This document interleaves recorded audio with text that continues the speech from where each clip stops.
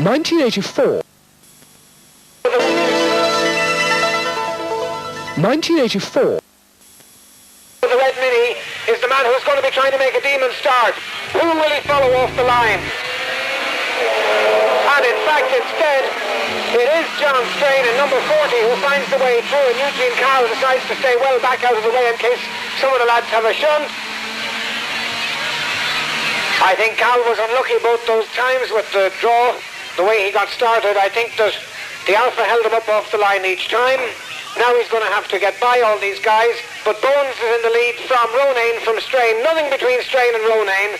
The blue Mini and the red Alpha challenging hard coming into STP corner, and both of them in their dice now catch Bones. Let his tail drop back again. He said, no, I'll wait.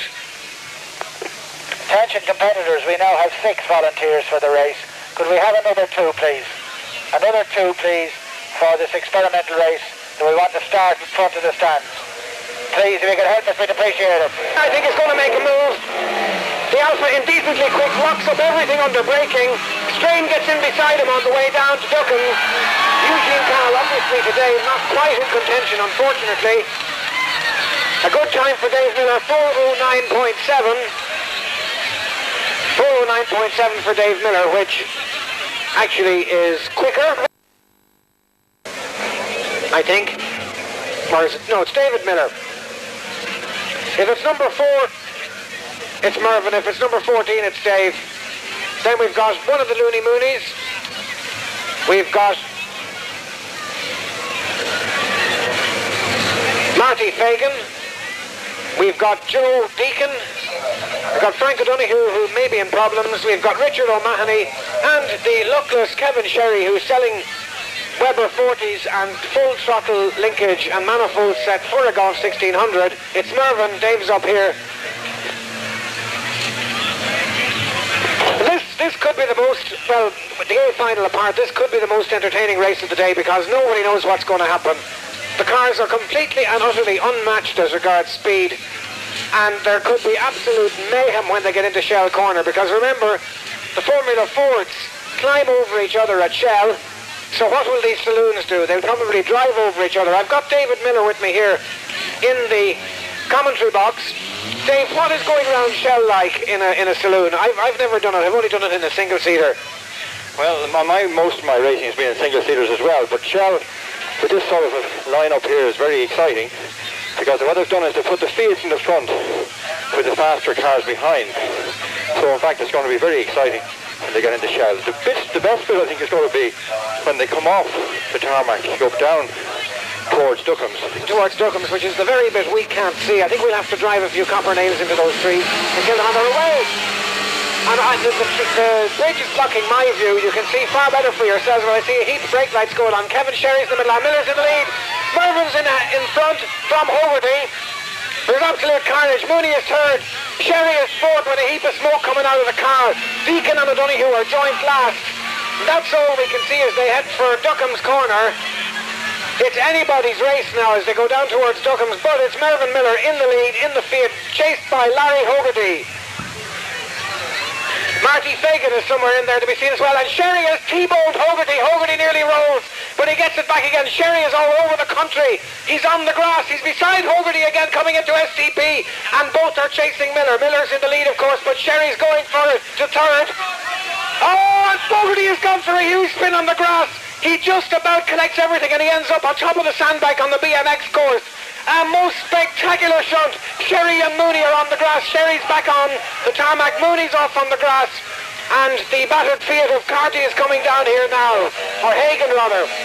Fegan, not Hagan. Marty Fegan in third. Sherry is second. Mooney in fourth. Richard O'Mahony and Frank O'Donoghue having a terrific dice in their similar cars. The Avenger and the Escort. Very, very close in terms of power and competitiveness, these two cars. Mervyn Miller. What do you think about the Bodyworks chances now, Dave? Well, I was just saying the Bodyworks stood out all day today. I'm hoping it's going to continue to be like that. What a shame. The winner gets his entry fee back for the day, so Merv has got it all to go for a 3 days motoring. Kevin Sherry in second position. Marty Fagan on. Sherry stops. Sherry stops and Fagan's up into second now. With a lap to go, Fagan's up into second and Mooney's in third. It's Gerald Mooney in third position, having a great drive. Frank O'Donoghue with the bonnet flapping loose in fourth. Frank O'Donoghue chasing. Now, can he challenge O'Mahony? Is too far behind to do anything about Donoghue, but Donoghue almost beside Mooney as they go down the straight towards STP or down towards Duckham's corner. Merv is way ahead, a fantastic lead in the MD Engineering out of the way.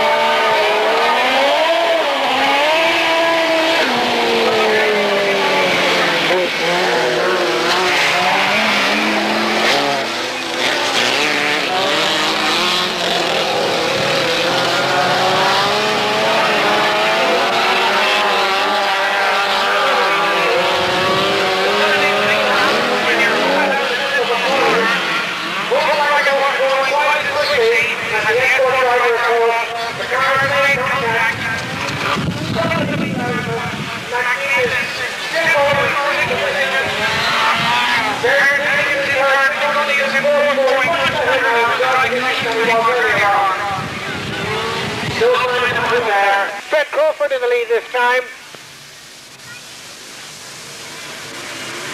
And John Maloney is in second position and going for the inside line as Dillon is in the lead. So it's Dillon, Maloney, McKinstry, McNally and Ellis.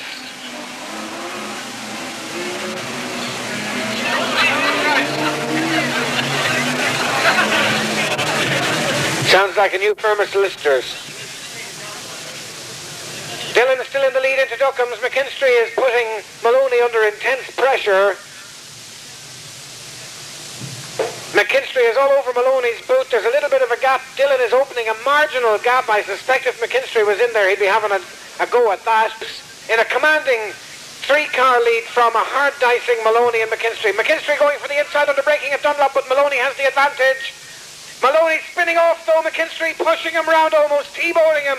Maloney keeps it on the island though and stays going very bravely.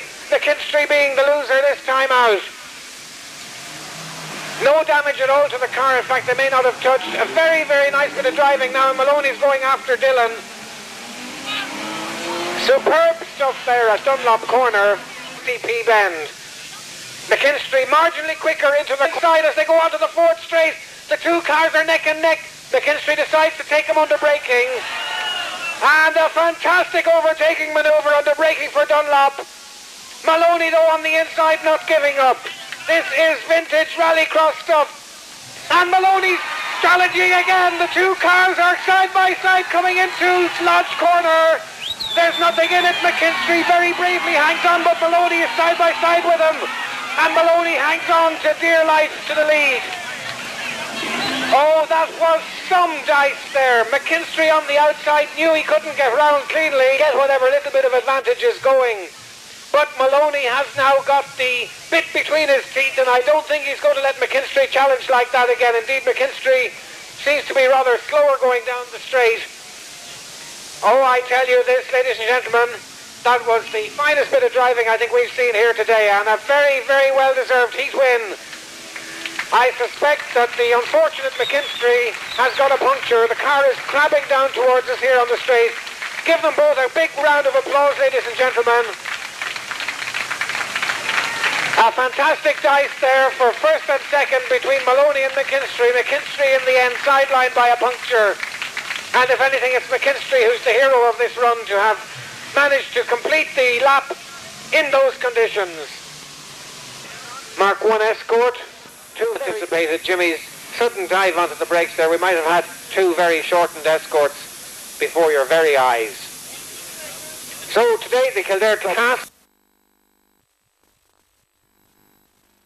11 is away, and Gregan makes a great start. Crawford is a nose in front. Crawford's going to lead into the corner, but Gregan grabs a gear and he's there.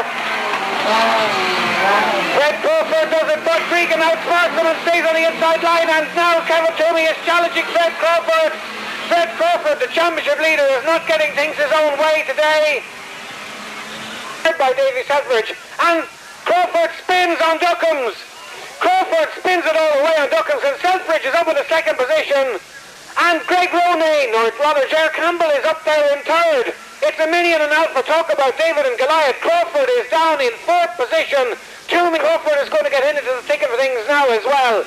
This is going to be an epic battle. Talk about coming from behind. Jared Gregan in the ex-chef Thomas Escort. He was the sensation of the opening rounds. Crawford has moved up a place. Crawford's into third on Dunlop. But Davy Selfridge is nudging him. Davy Selfridge is getting out of the corner, but Crawford drags him down the hill, down there straight into the puddle. Oh, a mighty bit of driving there, and the Porsche of Kevin Toomey is past Selfridge as well. But the Alpha is hanging on from Crawford. The Alpha of Ger Campbell doing a mighty job today.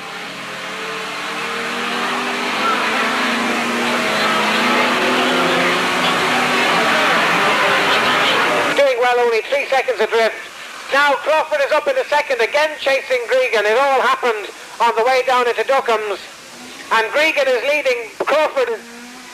The Porsche of Kevin Toomey is back up to fourth, but being hounded by Selfridge. Now watch Fred Crawford go after Gregan. He's only got a couple of laps left to do it in, because these are 4-lappers. The finals are 6-lappers, and we wonder, is the deficit too great? Fred Crawford showing the first sign of bodywork down a jet this season. Just behind the driver's door. Quite a deep little indentation. The bodywork of Kevin Toomey's Porsche flapping in the wind as he comes down the main straight here. Gregan is being closed on by Crawford a little bit, but Gregan is very quick on the tar. Gregan, who was the sensation of the opening round of the SDP Rallycross Championship back in October on the bank holiday weekend, hasn't really shone since because the conditions haven't been right in battle. The grid marshal runs towards the back very wisely, says you, raises his hand, and the lights are on, and the cars are away. Miller's making a demon start. But watch Hogarty grab a gear here now as he's on the race. Look at Mooney go for the inside. Mooney is the lead of the Sanders, and he shows Hogarty into the tyres, and the cars are everywhere. Hogarty T-bones the unfortunate Jack Lenihan, and the cars have gone everywhere at Lodge Corner. This is what we have come to expect in production saloons, ladies and gentlemen, but we didn't quite expect to start like that. Larry Hogarty was actually quite slow away from the line, and Mervyn Miller has certainly got the lead now well under his grip, but Marty Fagan is there in very, very hot pursuit. Marty Fagan, obviously a good pal of Larry Hogarty, and has decided that he's not going to let Mervyn away with a class win today, and the two cars are side by side. Marty Fagan and Larry Hogarty. They're both white cars, and we can't quite see the numbers with the mud, and Larry Hogarty is there. This is a real grudge match. The two cars are together again on Dunlop Corner. Mervyn and Mooney Fagan tries to go around the corner backwards. Mooney goes around behind him to try and avoid him narrowly and misses, kissing the bank. But look at the two leaders coming up here into Lodge. Just look at Mervyn Miller go there. Hogarty was early onto the brakes there. Decided he'd take a nice tight little line in case Miller slid wide. Jack Lenihan in a very good position there in third, but being chased by Joe Murphy. And Marty Fagan almost spins off. Mooney going on straight, finds a puddle that nobody else found. Mooney is now attempting the BMX course. And having decided that the Rallycross jump was a bit much, has decided to rejoin the Rallycross again. But meanwhile, the leaders are coming down towards us at SDP. Very entertaining indeed today it is. Mervyn Miller with about a 4 nearly Dougie. Dougie's back in the escorts, but Eugene Carl is out here now waiting to do something about it, and he goes into a lead immediately off the line as the men on the back row. Oh, there's quite an nerfy little match here. Eddie Meredith is pushed out of the way by Greg Campbell. Greg Campbell found himself being badly held up there, and a T-bowling session at Lodge Corner. John Strain has been collected in the biggest possible way by Greg Ronayne. And by Jove, I tell you, that was some coming together. You could feel it from here. But as the leaders are going down into Duckham's, it is Eugene Cowell from, perhaps, is it John McNeese? I can't quite see from here. But there are two minis there anyway, and they're going extremely quickly.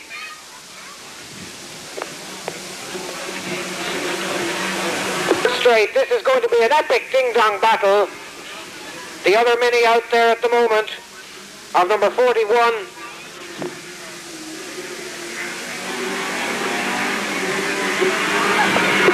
Brian Highland, in very, very interesting company this time around, is Eugene Cowell from Kells, County Meath, is trying to secure his position in the A final and perhaps maybe get a pole position. Can he beat Liam Carey's time? If he gets a clean run at it without interference, it is possible, even though perhaps unlikely in view of the way Carey has been going all day.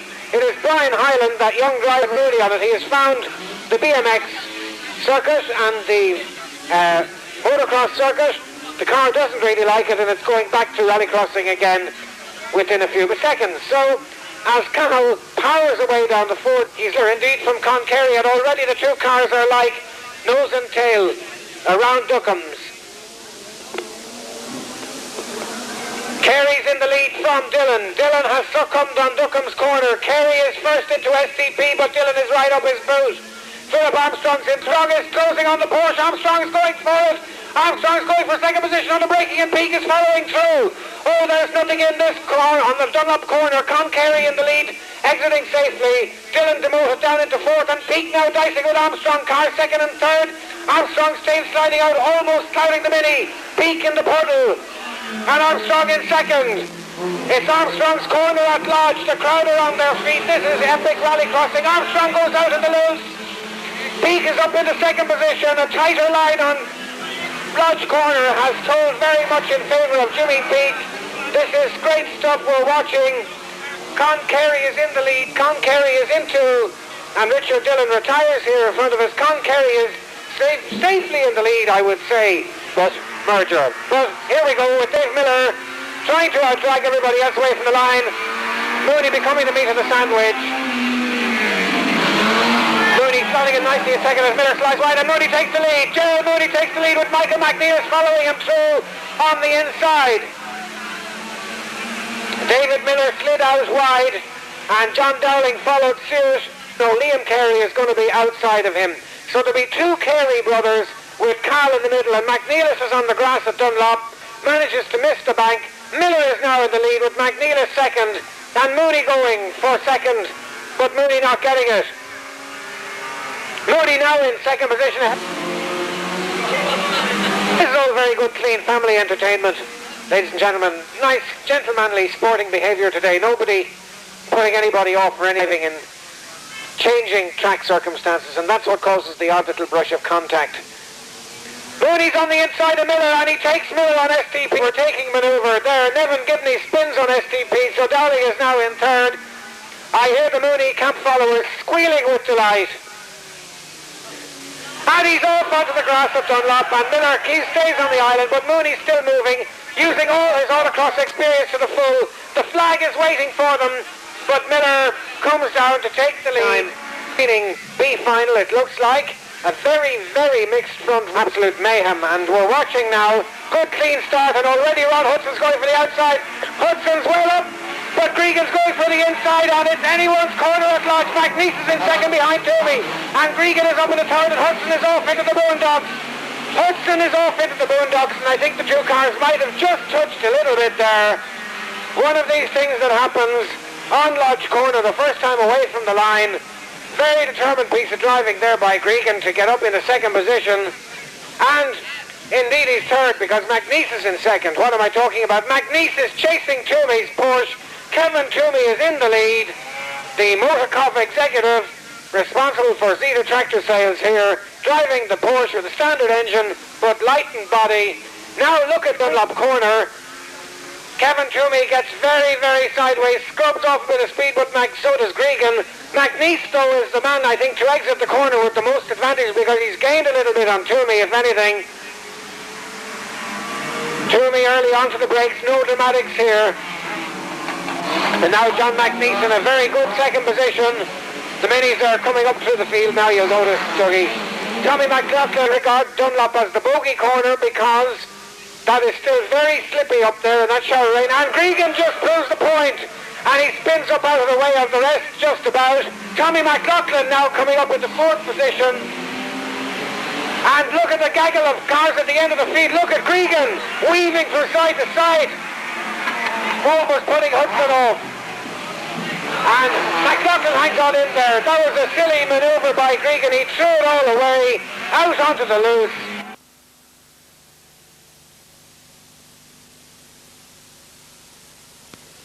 Time to pass the Porsche. The Porsche getting superb traction off the line again with Hudson going away in second. Crawford nosing in now in second position for the corner. And this time Crawford is taking the Porsche as they leave Lodge. Ed Meredith getting nudged aside by the Alpha of Ger Campbell. Or of Greg Ronayne, I should say. It's the car he shares with Ger Campbell. Again, the two cars are nose to tail. The Porsche is in front going into Duckham's. Crawford's going for the inside of the Porsche. The two cars are side by side still with the Porsche an inch in front.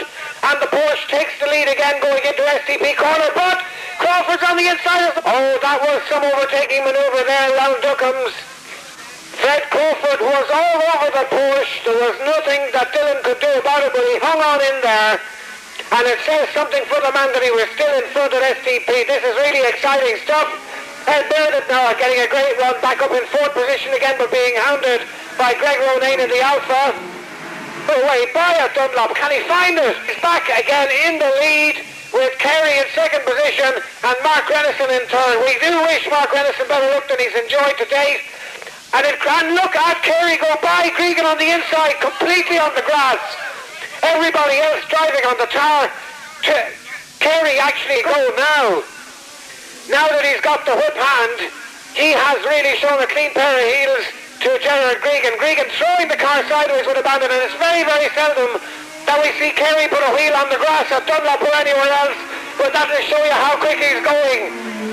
This is going to be another crowd stopper because Renison is in there in the thick of it as well. Renison in third place going very well.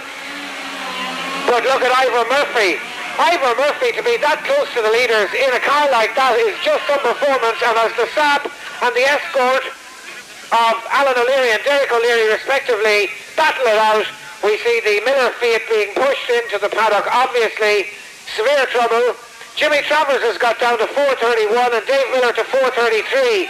So Mervyn Miller has got a clean, good news despite the engine problems. And Renison is catching Gregan under braking, and he's looking for a way by at Dunlop. Can he find it? Gregan slides wide, nearly spins it out, nearly collects Renison. And as he closes in on Renison has to pull back and is now going for the outside. Gregan is weaving down the straight, stands on the brakes. Renison has to stay back. Renison going for the inside line as Gregan slides out on the exit of Lodge. Stirring stuff, this. Meanwhile, we watch Carey going down into Duckham's corner. Gregan still in second position. Renison challenging hard, though the two cars nothing between them on Duckham's. Renison is nearly pushing Gregan around the corner. The two cars are side by side coming down the tarmac. Gregan's on the grass. Gregan nudges now out onto the rough as Renison was obviously quicker, and Gregan just stayed exactly where Renison wanted to be on the line for the corner. But that is Rallycross. It's hard driving out there. No quarter is given. And as Kerry comes down to the lead, absolutely flying, we watch this battle for second and third. Gregan is just determined he's not going to let Renison by, even to the point of scattering tyres all over the place.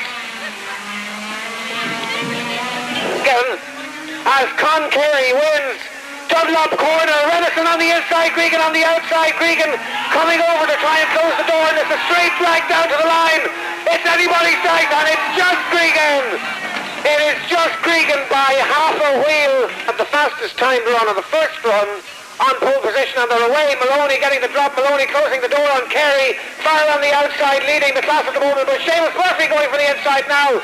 Seamus Murphy going onto the tires trying to push Farrell aside, and John Maloney almost spinning on the exit of Lodge, and there's about 5 cars there, the thick of it together. They're all leaving Lodge in a complete state of chaos. A word with Paul Burnett, obviously as a result of that last heat, and they're away. Jimmy Peake making a great start, but Mike Armstrong side by side with him as the Mini has the line for Lodge. And Carl going through in second position now to take up the chase. Eugene Carl going through in second position. What a performance after his big shunt earlier on, and he's going into the chase of the car, which shortened his considerably when he had to stop. But no, he's gone by Mike Armstrong, and it's Jimmy Peake and Eugene Carl dicing now, coming down into STP Bend. These two little minis are arch rivals, both on the track and off it, but they're good. A huge off for Jimmy Peake, which put Carl up on top of the bank on the Ford straight. Carl in trying to avoid Peake. A huge off for Jimmy Peake, which put Carl up on top of the bank on the Ford straight. Carl in trying to avoid Peake all the way up onto the bank, onto the Ford straight, and Eamon Phelan has ended up in the same place. That was a most incredible recovery by Eugene Carl. The car ended up on top of the bank on the Ford straight and once again rejoined the fray and is now punted off into the roughs there on Lodge Corner. Bits flying off the car. This is really hairy motoring as Jimmy Peake now tries to regain his lost... Eugene Carl not getting things his own way at all today. Mike Armstrong in the lead, of course, from Ger Campbell in the Alpha. Jimmy Peake looking for a way past Ger Campbell after that enormous sideways moment which put Cahill into the bank. Eugene Carl not the happiest man today now as a result of that.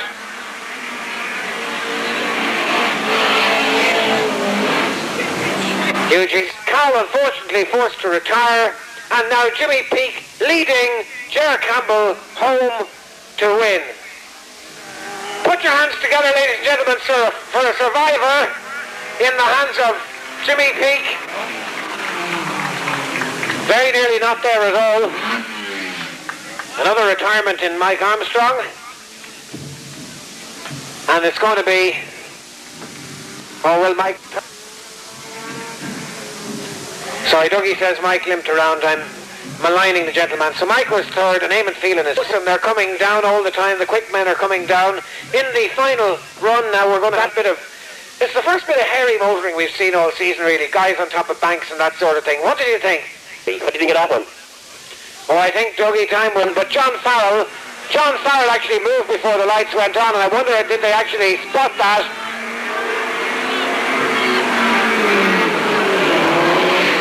Armstrong then leading from Eugene Carl, from Ger Campbell, Pat O'Reilly, John Farrell and Mick O'Neill. He wasn't actually moving when the lights went down, so I suppose it mightn't count as a jump start at all. Maybe I'm too eagle-eyed.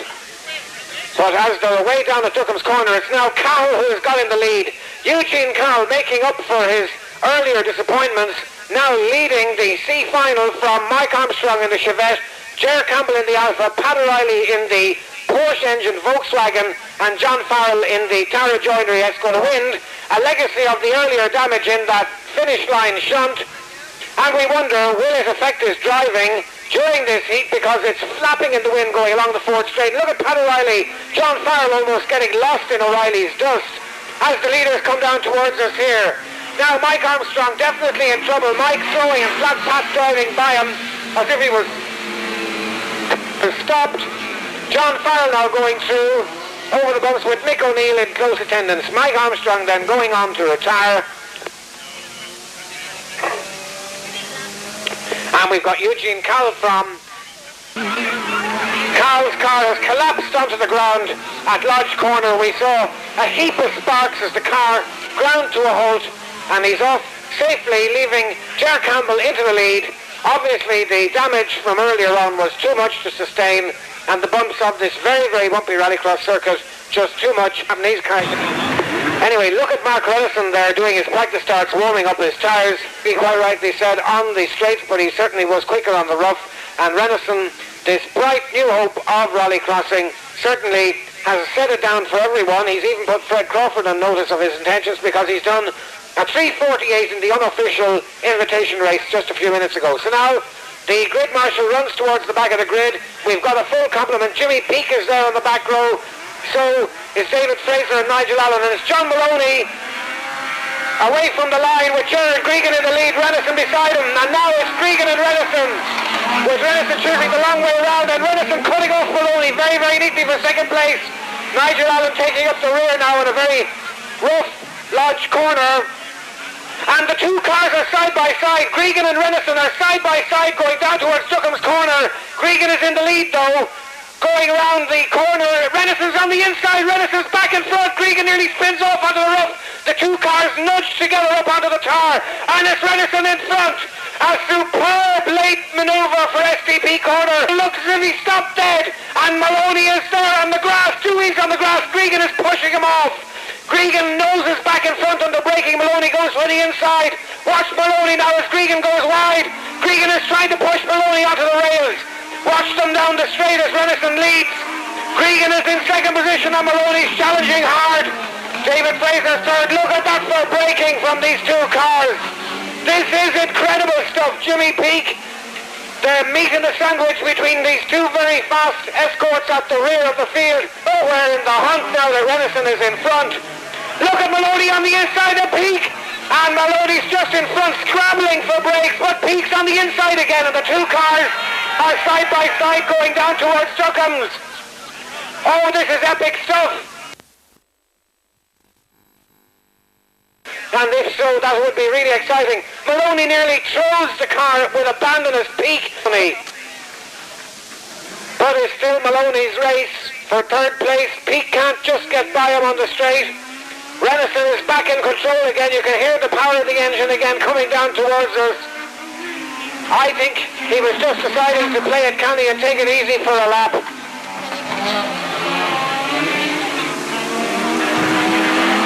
There's a lot of smoke. Maybe it's oil coming out from the catch tank or something onto the hot exhaust. There's a bit of smoke coming out under John Maloney's wheel arches. I just wonder. Mark Renison in the Darlington Simpson Rolling Mills 1600 BDA. A great win for Mark Renison, folks. Put your hands together. Fourth time lucky for this English visitor, and you look out for his name again next season, because he'll certainly, please goodness, be back. STP Championship Finals soon. Now at about 1:15 or thereabouts we'll be leading on with the beginning of the STP International event, which braking exercise in Dunlop Corner, the sort of stuff championship made of. And Gregan, the two cars nudging here. Gregan just exiting out of Dunlop a little bit quicker. He slingshot the car out of Dunlop. Just shows you how quick this car is. Con Carey will have to do it all again. And Gregan spins in front of Carey. The two cars collide. Carey manages to get going again, but Gregan attacked the tyres and spun out wide, right in front of Carey, and Carey is very, very lucky that there isn't more damage to his car. We just failing to beat Nigel Allen's earlier fastest time, but Richard Dillon is now up there as Greg Turley and Liam Higgins battle it out going into Lodge Corner. The two cars coming into a side-by-side here. Turley just getting past the escort on the exit of Lodge. The leaders, meanwhile, are dicing hard. Pat O'Connor told me the reason why the last day, but Armstrong really getting the bit between his teeth now, and I would say Armstrong will make one of those famous late challenges on Toomey's lead, but he has to do it during the next lap if it's going to work at all. Incredibly braking by Armstrong, and he has made up about a car and a half length on Toomey. Now, coming out this time in the Alpha, missed him the last time out. Cal in the lead, and Ed Meredith's gone through at second position, and indeed it's Jimmy Peake now in the lead. coming down into SDP Bend. They had a big sorting out going into Duckham's with Peak in the lead. Meredith looking very dangerous for second position at one stage. Eamon Phelan in fourth position, and Jimmy Peak now leading this quick little truck driver from the north of Ireland. Incredible ding-dong battles all season long with Eugene Cowell, and the last time out in this heat, Cowell beat Peak. This time around, Peak has turned the tables. Maybe if your man had a couple of Rover V8 engines in the back of that, with the four-wheel drive, he might win the A final tomorrow. But he's being very, very cagey because we know what happened the last time. And I think Cregan is going to be done for a jump start. Cregan has got a 10-second penalty, so in fact Con Carey's in the lead. Although Cregan is holding him up on the road, Carey's just got through. Cregan stood to one side to let Carey through because he knew there was no point in not doing it.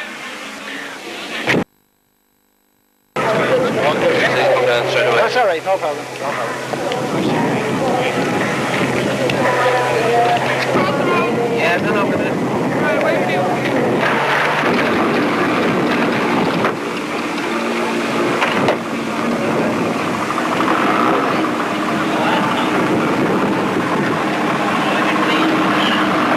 You're organised tea, innit? Coffee? Beat any bloke who got them on him. Boots are banged in there. Right. 4 o'clock.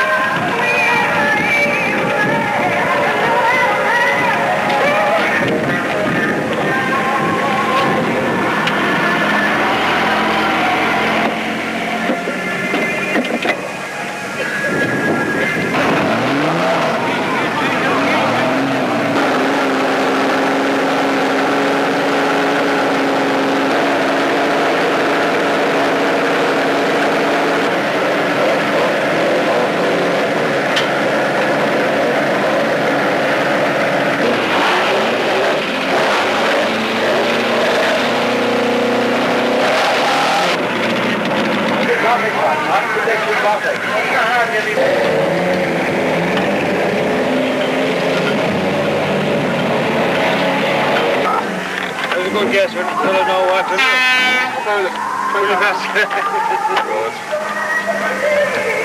Tell your camera lady, did you?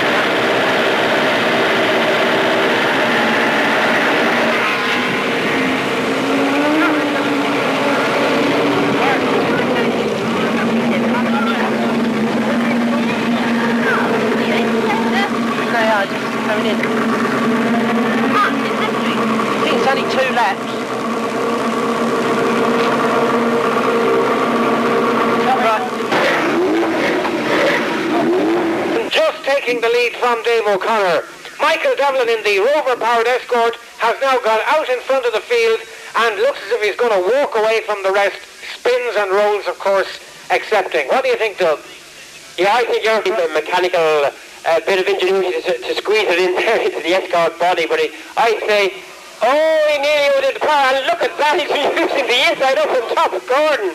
I tell you, Dougie, this is like it's like a production car trial as well as a rallycross all rolled into one, so you, the spectators, are getting fantastic value here as Michael Devlin attacks the bank on the inside. Look at Liam Higgins. Liam Higgins has spent the last half lap trying to get past Richard O'Mahony, and it's not over. O'Mahony is side by side as they leave Lodge Corner. The two cars going down to Duckham's, absolutely glued together. This is incredible stuff. Now Carey slides wide, leaving the gap open for Welsh, but he shuts the door using his mirrors. Welsh going by on the inside. And it's Welsh back in the lead again for Lodge, standing on the brakes, giving Con Carey a late braking test there if ever there was one. John Maloney going through in third, ready to pick up the pieces if anybody should fall off the island. And the Dunlop flag on the Lodge side of our control, or our commentary box. John Welsh is actually braking just as he is having to actually stand on the brakes at the control box. That is how quickly that car is motoring. What speed would he be doing from Dunlop down as far as here, Nigel? I should think he'd be getting up to about 100, probably 100. Between 100 and 120 miles an hour, and indeed he is going so quickly through the start and finish that he has elected to go on straight to Shell Corner to slow down and save the brakes as Con Carey comes second. That's probably because we forgot to fit a parachute to the back of that hay. Well, Nigel is saying class entries and giving the Brits something to drive again. Yeah, it gives them something to aim at. Right, and as the cars leave the line, we've got Fred Crawford already opening up a lead from the two Porsches, with Atkinson slotting in second, but going on straight under severe braking. Atkinson spins, narrowly missed by Eamon Madison. Dennis Atkinson spins away his chances after a very demon late braking manoeuvre. He has got to get going again and finish in this heat, or throw away his chances of finish from Canterbury in Kent. And look at him go, he's got 250 horsepower, but Nigel Allen obviously has got more. Nigel Allen and Tom Farrell and Gerard Gregan now making it a 1-2-3 as Will Gollop, very unfortunately, goes on down the slip road towards Shell, and we do so hope that Gollop will get the car re-going and join the race once again, because remember, it is on aggregate times that the driver into a modified Saab gearbox, 205th, and Gerard Gregan on the dusk in the meantime with the yellow flag out as Gollop's car is quick indeed. He's got a mass engine in that car. It's very quick, it sounds beautiful, very healthy, certainly no sign of the earlier problems as Gerard Gregan scatters the tyres into Tom Farrell's path. Cal now looking for a way around the outside. Cal going by, the two cars are neck and neck under severe braking, but McNeese has the corner. Cal is T-boned. Cal is T-boned as the car slides sideways. McNeese pushes him out of the way. The two cars are jammed together and Highland's in the lead. Highland is in the lead now with Meredith chasing him. That just could not work for Eugene Cal. He overtook and he found himself going sideways. McNeese T-boned him. Cal's car is stationary.